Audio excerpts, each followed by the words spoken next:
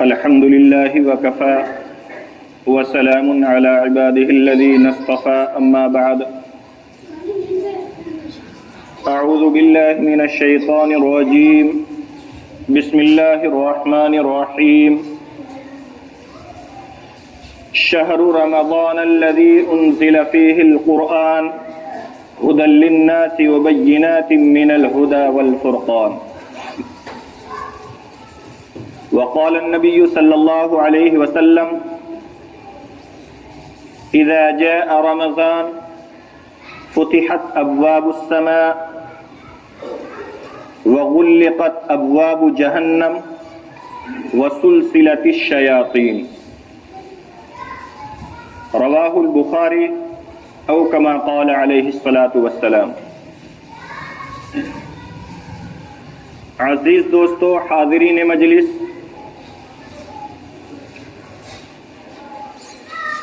Second کم منٹوں میں تبدیل ہو رہی ہے، منٹے ساعتوں میں، گھنٹے دنوں میں، دن ہفتوں میں، ہفتے مہینوں میں، اور مہینے سالوں میں کب تبدیل ہو جاتے ہیں پتہ نہیں چلتا۔ خیال کر رہے ہیں کہ ابھی تو رمضان گزرا ہے، پھر ہمارے دروں پر دستک دینے کے لیے وہ آ گیا۔ کہا جاتا ہے، سنا جاتا ہے کہ آج کل کسی چیز میں برکت نہیں رہی۔ یہ انسان کے سوچنے کا، سمجھنے کا انداز ہے، کیونکہ کبھی کبھی خوشیوں کے ہفتے بھی ساعتوں میں گزر جاتے ہیں اور دکھ تکلیف کی گھڑیاں کبھی مہینوں تک بسیرا کر لیتی ہے۔ الغرض ابھی رمضان گیا، اب پھر آمد ہے۔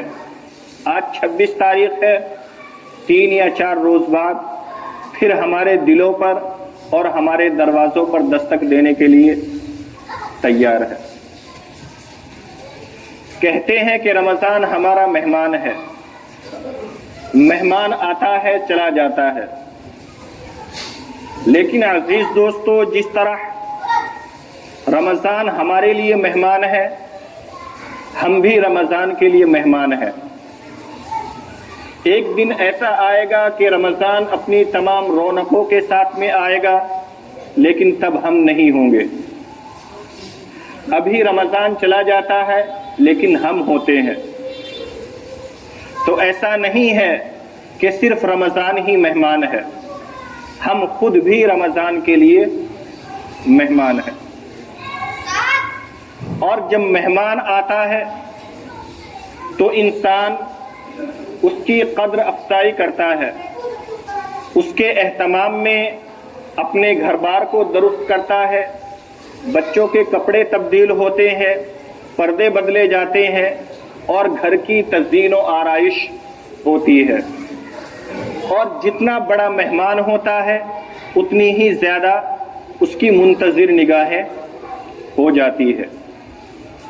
اور ایام ہوں یا مہینے ہوں یا ہفتے ہوں، رمضان کے ہفتوں سے، رمضان کے مہینوں سے، رمضان کے دنوں سے، رمضان کی راتوں سے بڑھ کر کوئی رات، کوئی مہینہ، کوئی ہفتہ نہیں ہے۔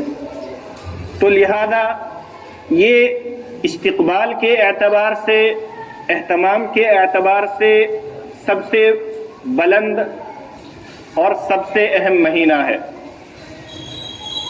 نبی صلی اللہ علیہ وسلم صحابہ کرام کو اس کی تیاری کراتے۔ ایک مرتبہ آپ صلی اللہ علیہ وسلم نے فرمایا، ماذا تستقبلون وماذا يستقبلكم، کہ تم کس کا استقبال کر رہے ہو اور کون تمہارا استقبال کر رہا ہے۔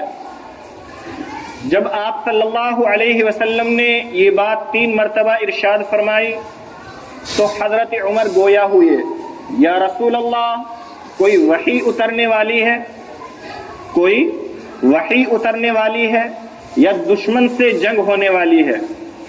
آپ صلی اللہ علیہ وسلم نے فرمایا، نہیں، بلکہ رمضان آ رہا ہے، جس کی پہلی رات میں ہی اللہ گناہوں کو بخش دیتے ہیں، جس کی پہلی رات میں ہی اللہ گناہوں کو بخش دیتے ہیں۔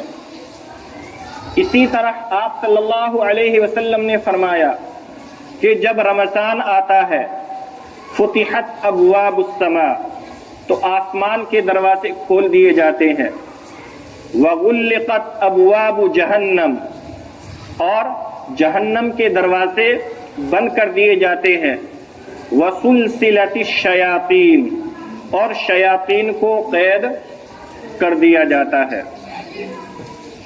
آیت مبارکہ کے اندر اللہ نے فرمایا شہر رمضان الذی انزل فیہ القرآن، کہ رمضان کا مہینہ ایسا مہینہ ہے جس کے اندر قرآن نازل ہوا،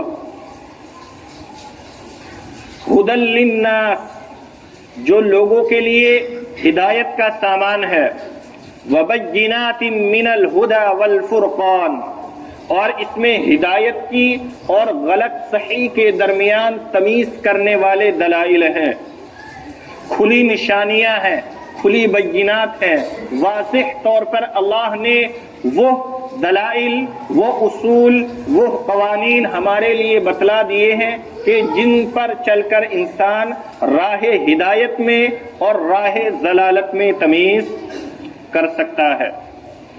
اور قرآن وہ مقام ہے، قرآن وہ کلام ہے، قرآن خدا کی زبان سے نکلے ہوئے وہ الفاظ ہیں جن کو آسمان و زمین پر پیش کیا گیا، لیکن وہ اس کو اٹھانے سے ڈر گئے، انہوں نے اس کو اٹھانے سے خشیت، خوف اور شفقت یعنی طاری ہو گیا، اور انہوں نے اس کو اٹھانے سے انکار کر دیا، جس کا ذکر انا عرضنا الامانۃ علی السماوات والارض والجبال فابین ان یحملنها، تو انہوں نے انکار کر دیا کہ وہ اس کو اٹھائے، وحملها الانسان، لیکن اس کلام الہی کا بار انسان نے اٹھایا ہے۔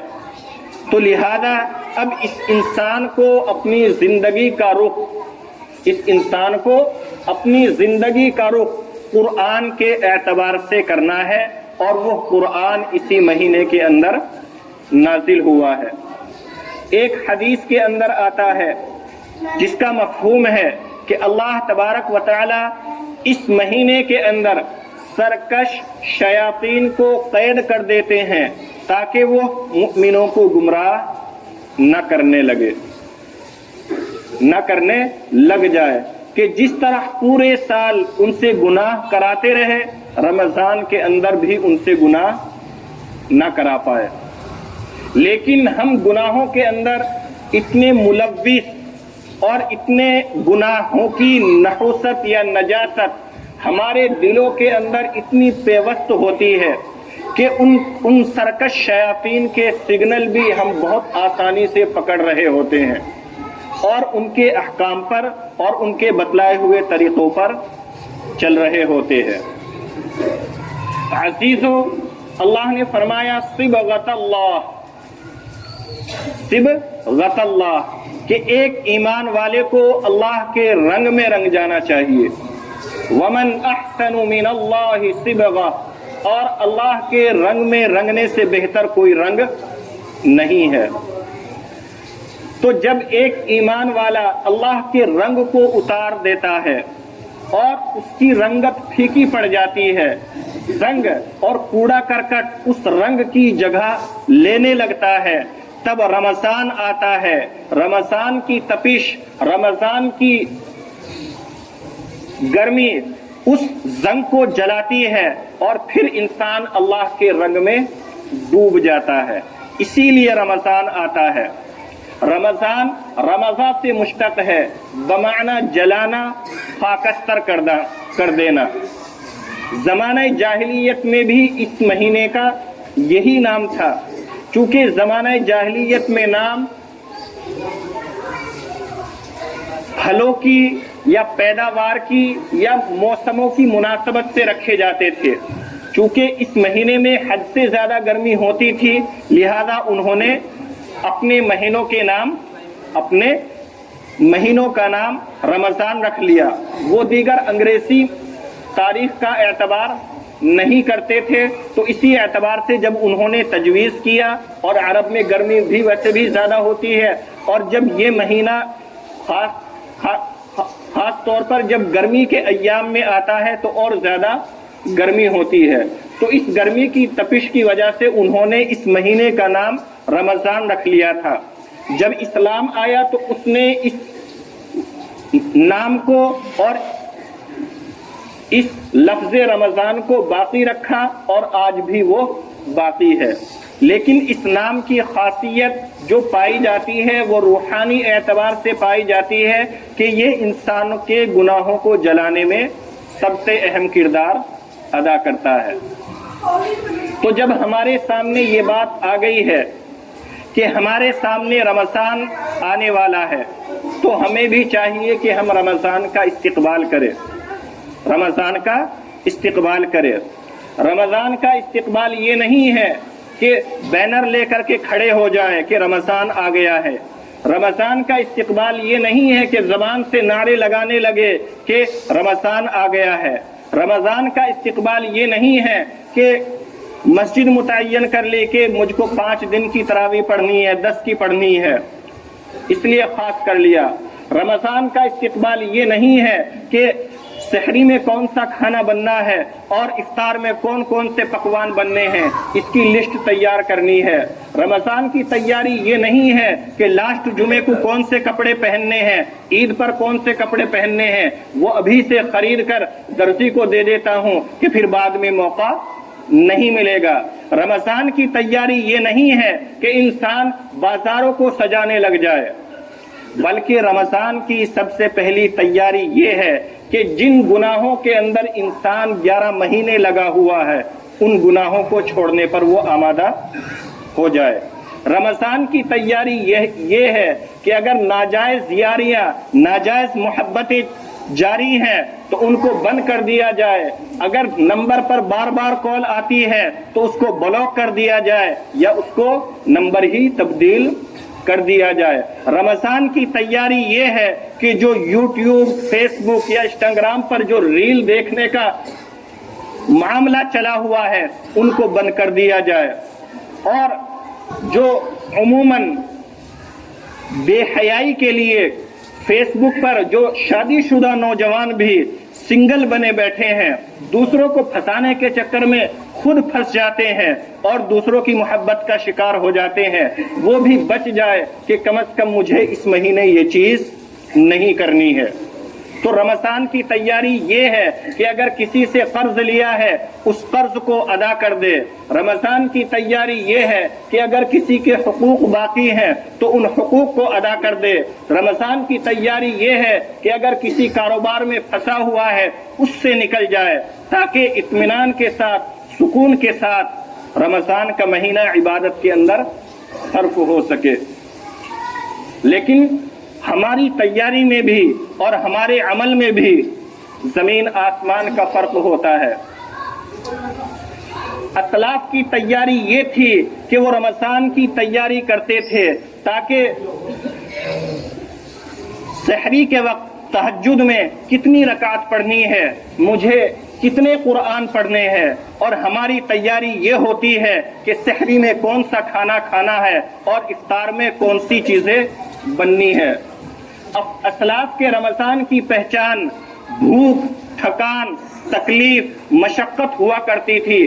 ہمارے رمضان کی پہچان حلوے، سموسے اور پکوڑیاں بن کر کے رہ گئی ہے. اسلاف کی نظر تلاوت قرآن پر ہوتی تھی، ہماری نظر ختم قرآن پر ہوتی ہے. اسلاف تراویح کے اندر تکبیر اولیٰ سے شروع ہوتے تھے، ہم رکوع سے شروع ہوتے ہیں. اسلاف پورے مہینے تراویح پڑھا کرتے تھے، ہم نے صرف 5 دن کی، 10 دن کی، 15 دن کی پڑھنا شروع کر دیا ہے. اسلاف اہتمام سے قرآن سنا کرتے تھے، لیکن ہم نے قرآن کے وقت باتیں کرنا، بیڑیاں پینا، سگریٹیں پینا اور موبائل چلانا شروع کر دیا ہے. اگر یہی کرنا ہے تو آپ اپنے گھر جائیے، مسجد کو آپ کی ضرورت نہیں ہے، کیونکہ جب آپ کو مسجد کی ضرورت نہیں تو مسجد کو بھی آپ کی ضرورت نہیں ہے۔ اسلاف کے یہاں رمضان ثواب کمانے کا ذریعہ ہوا کرتا تھا، ہمارے لیے تجارت اور بزنس بن گیا ہے کہ جتنی قیمتیں چیزوں کی غیر رمضان میں ہوتی ہے رمضان میں اتنی ہی زیادہ بڑھ جاتی ہے، جبکہ رمضان غمخواری کا مہینہ ہے، لیکن ہم غمخواری کیا کرتے ہیں کہ سب سے پہلے کھانے پینے کی چیزوں کی قیمتیں بڑھا دی، یہ ہماری غمخواری ہے۔ تو اسلاف کے رمضان سے ہماری کوئی مناسبت نہیں ہے۔ اسلاف پورے رمضان شب بیدار رہا کرتے تھے، ہمارا جوش و خروش صرف 2-3 دن تک باقی رہتا ہے۔ اسلاف اپنے اعمال کو سنوارنے میں، اپنے جسمانی اخلاق کو سنوارنے کے اندر مبتلا رہتے تھے، ہم نے بازار کے اندر مبتلا رہنا شروع کر دیا ہے۔ اسلاف اپنا اکثر رمضان کا وقت مسجدوں کے اندر گزارتے تھے، ہم نے بازاروں کو رونق بنانا شروع کر دیا ہے۔ اسلاف شب بیدار تھے اور صائم اللیل تھے، لیکن ہم نے نہ شب بیداری کی اور دن کے اندر روزے کو کھانا شروع کر دیا ہے۔ تو جب وہ چیزیں نہیں تو پھر وہ ثواب بھی نہیں ہے۔ وہ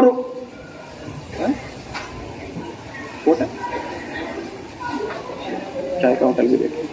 تو جب ہمارے اندر یہ چیزیں آئی ہیں تو پھر اللہ کی طرف سے رحمت عنایت اور اللہ کی طرف سے نزول خاصہ بھی ہم سے ہٹی ہے، نزول خاصہ بھی ہم سے ہٹی ہے، اور اس ہٹنے کے ذمہ دار ہم خود ہیں۔ اللہ نے قرآن کے اندر فرمایا ما یفعل اللہ بعذابکم ان شکرتم وآمنتم، کہ اللہ کو کیا پڑی ہے کہ وہ تمہیں سزا دے۔ ما یفعل اللہ بعذابکم، اللہ تمہیں سزا دینا ہی نہیں چاہتا، اللہ تمہیں تکلیف میں رکھنا ہی نہیں چاہتا، لیکن آگے فرمایا ان شکرتم وآمنتم، کہ اگر تم شکر کرو اور ایمان لاؤ تب اللہ تمہیں عذاب دینا نہیں چاہتا۔ لیکن نہ تم اللہ کا شکر کرتے ہو، نہ تم ایمانی تقاضوں پر عمل کرتے ہو، تو پھر اللہ بھی تمہیں سزا دینے پر تیار ہو جاتا ہے۔ وَكَانَ اللَّهُ شَاكِرًا عَلِيمًا، اگر تم اعمال ایمانی اور ایمانی تقاضوں پر عمل کرتے تو اللہ تو قدردان ہے۔ اگر نماز کے اندر غلطی ہو جائے، سنتیں چھٹ گئی تب بھی نماز صحیح ہو گئی، واجب چھٹ گیا سجدہ سہو کر لے تیری نماز پوری ہو گئی، تو اللہ تو قدردان ہے، ہم ہی نہیں ہیں اللہ سے اپنی قدر منوانے والے۔ یہ رمضان جو ہے یہ تسلیم کرانے کا مہینہ ہے کہ اے اللہ ہم بھی تیرے نبی صلی اللہ علیہ وسلم کے امتی ہیں۔ 11 مہینے ہم امتی نہ بن کر رہے ہوں، لیکن اس مہینے کے اندر ہم بالکل تیرے نبی صلی اللہ علیہ وسلم کے حقیقی امتی بن کر دکھائیں گے۔ اور یہ مہینہ اس کی پوری پریکٹس ہے کہ جب انسان کسی چیز کا عادی ہو جاتا ہے، کوئی چیز انسان کی عادت کے اندر شامل ہو جاتی ہے تو پھر وہ عادتیں آسانی سے چھوٹتی نہیں۔ جب انسان نیکی پر آئے گا، جب انسان نماز پر آئے گا، جب انسان مسجد میں آئے گا تو پھر 11 سال بھی اس کی یہ عادت بنی رہے گی۔ لیکن جب رمضان ہی کے اندر عادت نہیں بنے گی کہ ہوٹلوں پر جائے گا، باہر سے پردہ گرایا جائے گا، اندر بیٹھ کر چائے پیے گا ہوٹل کے اندر، تو پھر وہ پورے سال بھی یہی کام کرے گا۔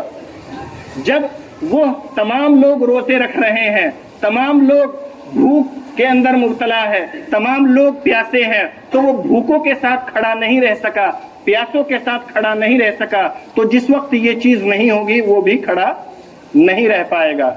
جب رمضان کے اندر سب لوگ نماز کو آ رہے ہیں، وہ سب نماز کو نہیں آ رہا، تو پھر غیر رمضان کے اندر نماز کے لیے کیسے آئے گا؟ کیونکہ شیطان تو بند ہے، شیطان تو قید ہے۔ اصل میں کیا ہے؟ حضرت یوسف علیہ السلام نے دعا مانگی وَمَا أُبَرِّئُ نَفْسِي إِنَّ النَّفْسَ لَأَمَّارَةٌ بِالسُّوءِ، کہ اے اللہ میں اپنے نفس سے بری نہیں ہوں، میں اپنے نفس سے بری نہیں ہوں۔ إِنَّ النَّفْسَ لَأَمَّارَةٌ بِالسُّوءِ، کہ نفس امارہ کیا ہے؟ बुराई पर चलाता है, बुराई पर आमादा करता है। ए अल्लाह, उस नफ्स अम्मारा से आप मुझे बचाने वाले हैं। दर हकीकत पूरे साल गुनाह कर कर के हम अपने नफ्स को इतना ताकतवर कर चुके होते हैं कि एक दो नियमत और नेकियों वाले कोड़े उसको आसानी से ज़ेर नहीं कर पाते, एक दो नेकियों के कोड़े उसको आसानी से ज़ेर नहीं कर पाते, बल्कि उसको ज़ेर करने के लिए, उसको मगलूब करने के लिए उतने ही मुजाहदे और मशक्क़त की ज़रूरत होती है जिसको हम करना नहीं चाहते। देखने में आता है कि जैसे ही रमज़ान आता है अल्हम्दुलिल्लाह मस्जिदें भर जाती है, लेकिन 3 दिन बाद फिर वैसे ही आहिस्ता आहिस्ता मस्जिदें खाली होना शुरू हो जाती है। हमारा हाल ये है कि कोई शख्स कोई सामान तकसीम कर रहा हो तो हम लाइन में लग जाएं, और जब लेने का नंबर आए तो लाइन छोड़ करके चले जाए। पहला हिस्सा रहमत है, दूसरा मगफिरत है, तीसरा जहन्नम से खुलासी है। कि अगर पहले 10 दिन के अंदर अपने आप को इस लायक न बना सका कि वो अल्लाह की रहमत का मुस्तहिक बन जाए, तो मगफिरत का तालिब हो, और आगे 10 दिनों में कम से कम इस लायक तो बना ले कि अल्लाह उसकी मगफिरत कर ले, तो अल्लाह उसकी मगफिरत कर दे। और अगर 20 दिन भी ऐसे ही गुजर जाए तो कम से कम ये 10 दिन बचे हैं, इसमें 5 रातें शब कदर की हैं कि 21, 23, 25, 27, 29 कि उनके अंदर कम से कम इबादत करके इतना तो कम से कम हो जाए कि जहन्नम से खुलासी का हकदार अपने आप को बना ले। लेकिन होता यह है कि जब रहमत उतरती है तो हम उसको लेने पहुंच जाते हैं, लेकिन सिर्फ शुरू में।